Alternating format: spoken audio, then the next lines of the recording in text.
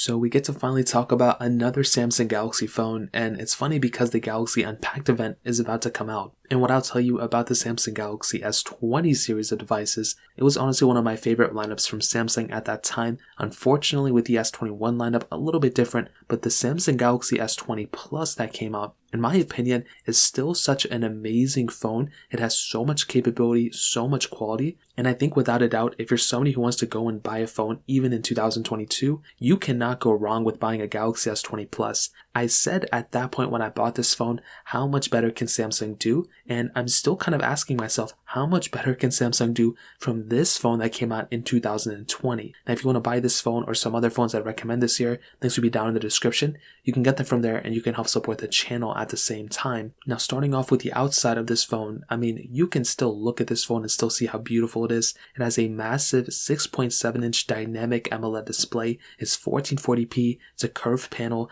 and it also has a 120Hz display on it.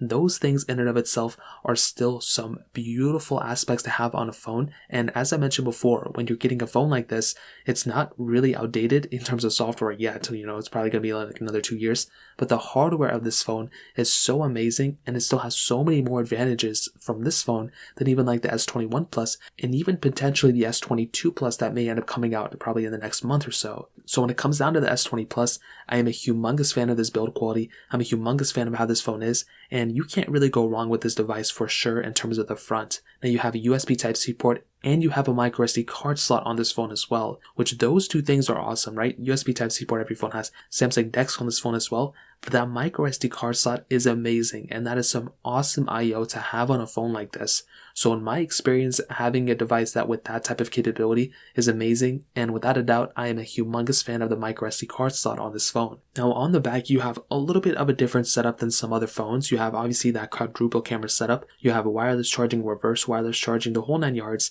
My thing is, the back of this phone was never my favorite. I think this specific color I have looks pretty good, but this phone series just never really looked that good, which was the only disadvantage of it. And with the S21 Plus, that phone looked much better in my opinion. And this one, I feel like Samsung could have done a better job. I feel like the S10 series was amazing. With this one, a little bit different, but it's okay, whatever. This was back in the day. They kind of fixed it since then. So in terms of the build quality on the outside, I mean, beautiful phone, tons of capability, and I'm a humongous fan of this phone for sure. Now you still have that quadruple camera setup on the back like I mentioned. So you have that 12 megapixel wide, 64 megapixel telephoto, then a 12 megapixel ultra wide, and then a 0.3 megapixel depth camera. I mean, people use it, people don't use it, but you still have it there, which is nice.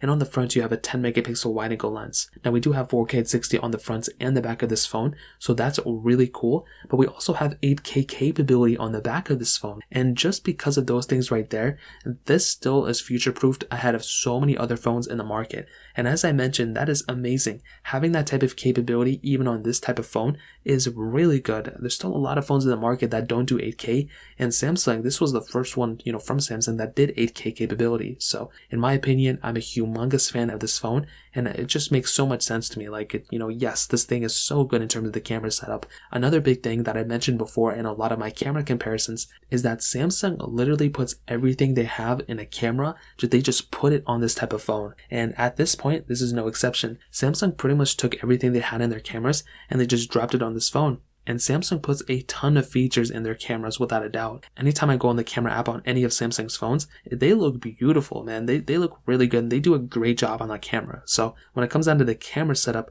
I'm a humongous fan, and it still holds up extremely well in 2022. Now another big thing is with the longevity. Now Samsung has kind of improved the software lifecycle of this phone since the first day it came out. So that's a big thing to keep in mind. It may not last forever, but it is lasting a little bit longer than some people may realize. So I think that's a good thing. Unfortunately, it looks like this thing is probably going to be getting maybe like 1 or 2 more years of software, then maybe another year of software support, which I think is good. But when you look at other phones in the market, I really do think Samsung could do better. That's probably the only other disadvantage, but since all the other, Samsung devices are also experiencing this, I think it's okay, it's kind of a given, but it is one of those areas where I do kind of wish Samsung kind of pushed a little bit more effort into. I hope they can improve the software lifecycle of the next Samsung series coming out, and, I think it is what it is. Now, another big thing is pretty much with the software itself. If you're somebody who likes One UI, then this is a perfect phone. Some people, including me, aren't really massive fans of One UI, and, that's just one thing you kind of have to live with. I think it'll get better throughout time. It's already been getting lots of updates to fix it, but that is another thing to keep in mind. Personally, I think Samsung could have done a better job, and I think they will do a better job in the future. So in terms of software, that covers it up there. Now in terms of the actual performance of this phone, I mean, it's kind of a given. This thing has that Qualcomm Snapdragon 865 5G chipset inside of it, with 8 gigs of RAM on the only one model that it had. And like I mentioned, man, this phone, the performance of it is still so good. It's still such a solid performing device. And in reality, anything you're going to do with that phone, you're going to have a really good time with it, in my opinion. Is it perfect? Not really. It's definitely not perfect, but it gets the job done. And anything I've done with this phone, it has been perfectly fine. Since then, I've used it here and there, and it still gets the job done. Anytime I've compared this phone to any other iPhone or Samsung that's came out, I haven't really had too many complaints about it. And I think Samsung did a great job by not only, giving it the chips that it had and the performance and everything, but Samsung did a great job with just the longevity of this phone, because now if you even look at it, I mean, this thing is only getting better.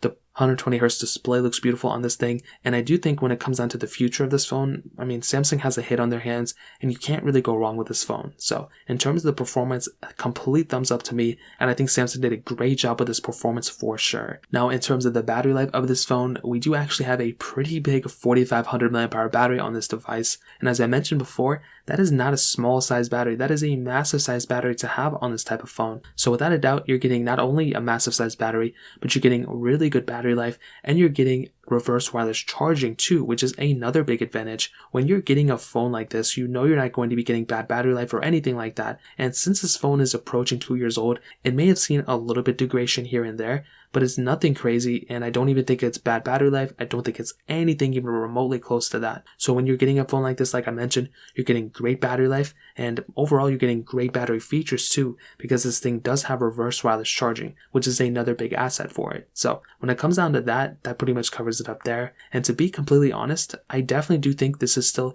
a very good performing phone in 2022 in all areas. There's really nothing on this phone that makes me think, man, this is such a bad performing phone, and this is such a bad phone, this and that. I do not think that with this phone at all. I think it's tremendous in the build quality. I think it's tremendous in its performance. I think the display is beautiful. The cameras are beautiful. There really isn't too much to hate on it. I think maybe the only thing I can even slightly complain about maybe is the back, like how it looks, and maybe with the software. But those types of things are kind of preference. If you don't like the back, then, or if you do like it, then that's good. If you don't like the software, if you do like it, then that's good. The choice is yours. Personally, I have some, I do have some personal things about this phone, but other than that, this is a very good phone. And I definitely do think if you own it, I would recommend keeping it. If you don't own it, and if you own like a phone that's way older than this, then, I would recommend updating to this phone. I think it's great, has so much capability, and you can't really go wrong with this phone, in my opinion. So in terms of that covers it up there. If you guys have any other questions or anything like that, let me know in the comment section below. Hit the like button, that would mean so much, but definitely hit that subscribe button. More importantly than everything else, I love every single one of you guys.